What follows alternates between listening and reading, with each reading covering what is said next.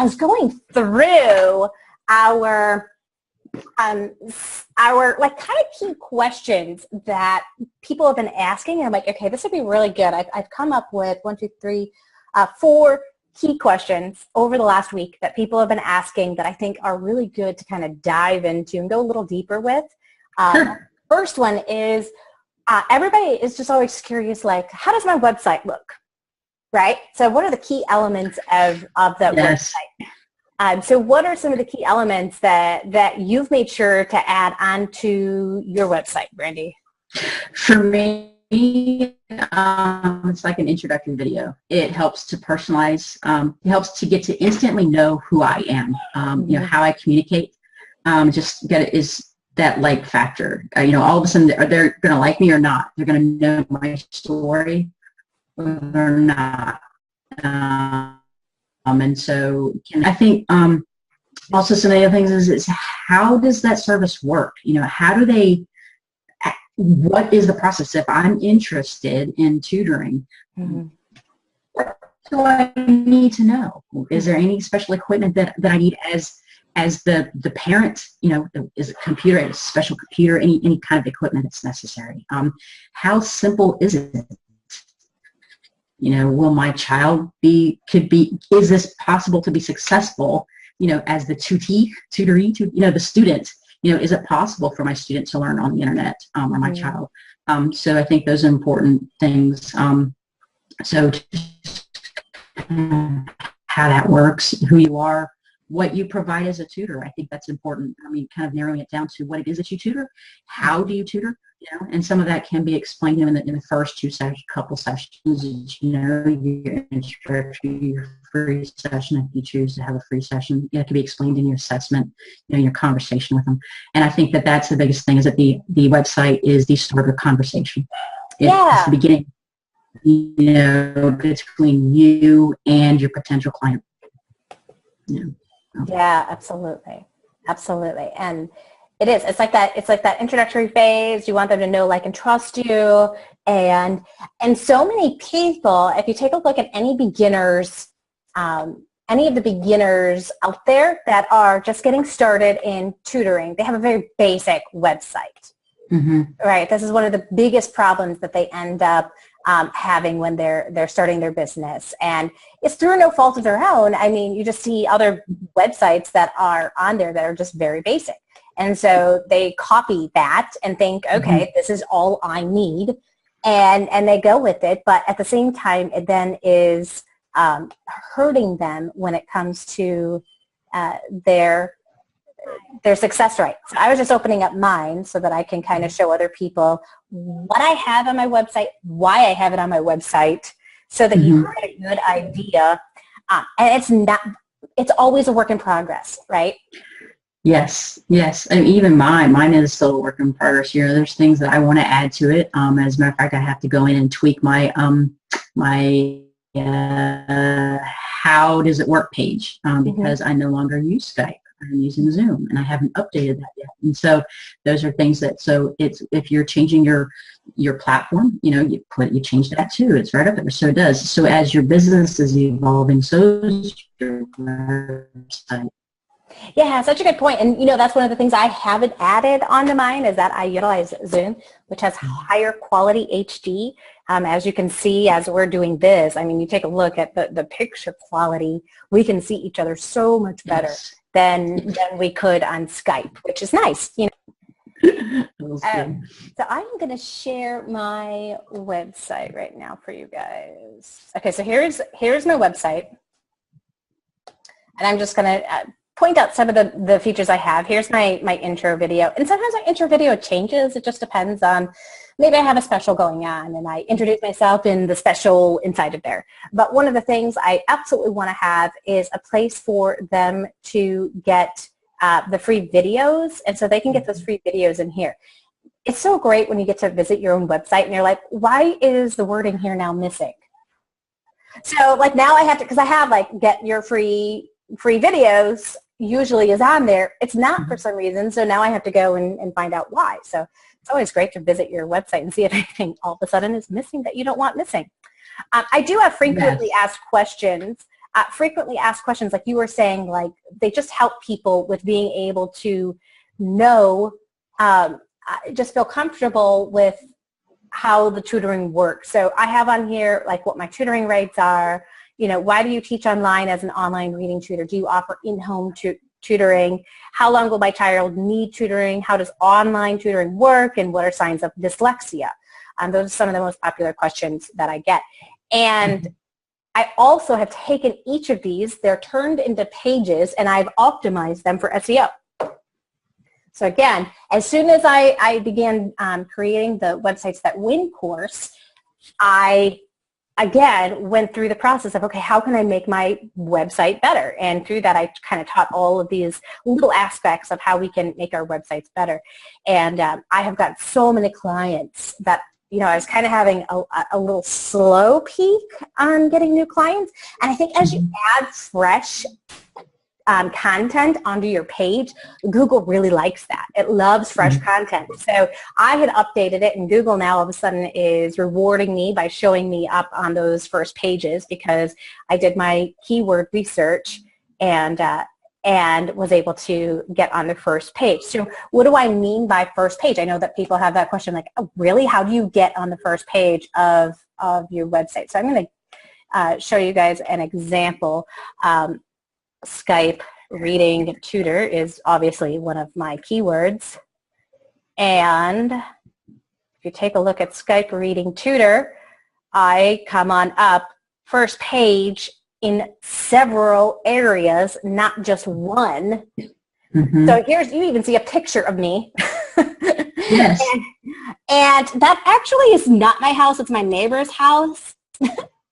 Sure. The funny thing is, when people put in my address, they always end up in my neighbor's house, and they have to tell people, you know, she's next door. Siri takes them to the wrong house. I have no idea why, but you'll notice I have reviews even right on in here from Google. I've got the Skype reading tutor. I've got, now these are ads. I'm not coming up first place for ads because I'm not paying for this keyword. I have gotten on first page because I have done the research on how to do that, and I have great content. First of all, I have it in my title of my website. My frequently asked questions is on there. I have a Facebook page.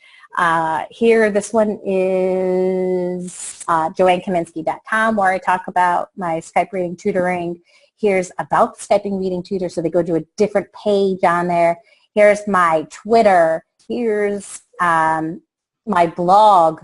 Here's my YouTube page. I'm pretty sure that you just take over page one.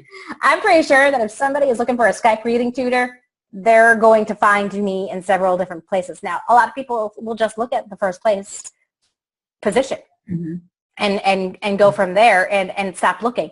But wherever they obviously click on, they're going to find me, and they're going to find my videos. So if we click on videos here, all of a sudden you're going to see most of my videos come up. So here's me in the very beginning stages when I was going into classrooms and volunteering my time.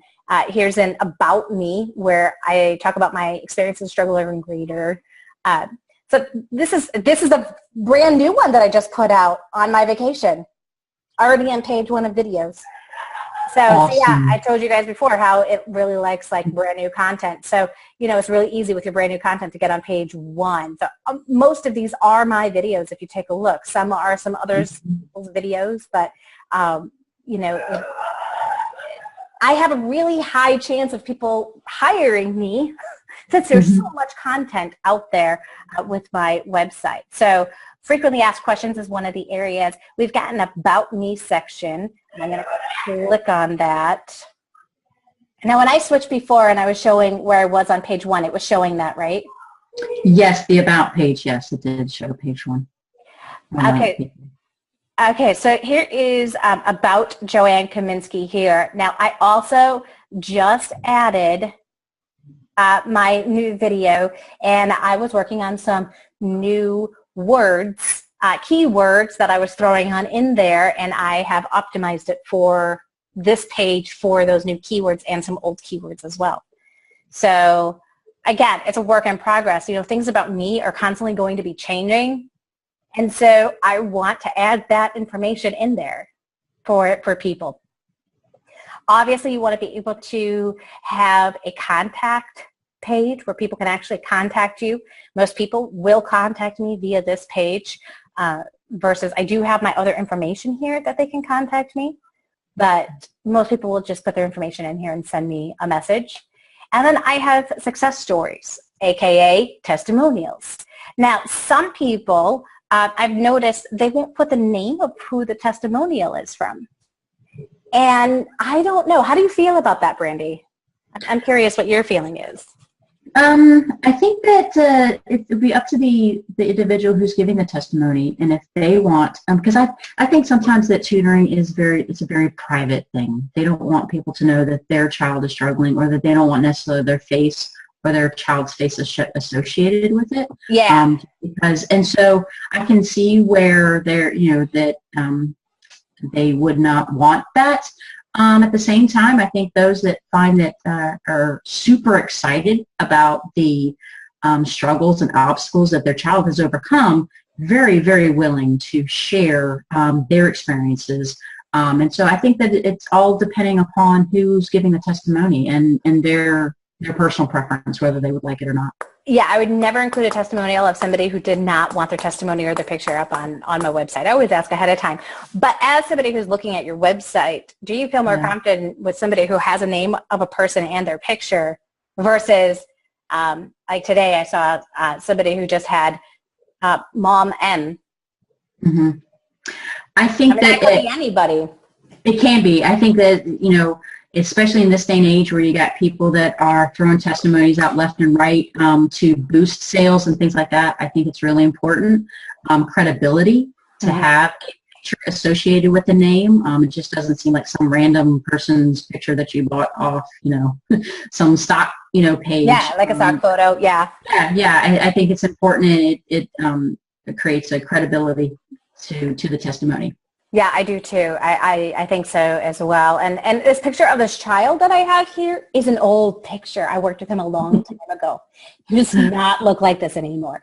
Do you know what I mean? So this is not like giving away. I don't tell where he's from. I'm not giving any other. I just have a first name. I mean, I do have Roberts here, but the parent was totally okay with it.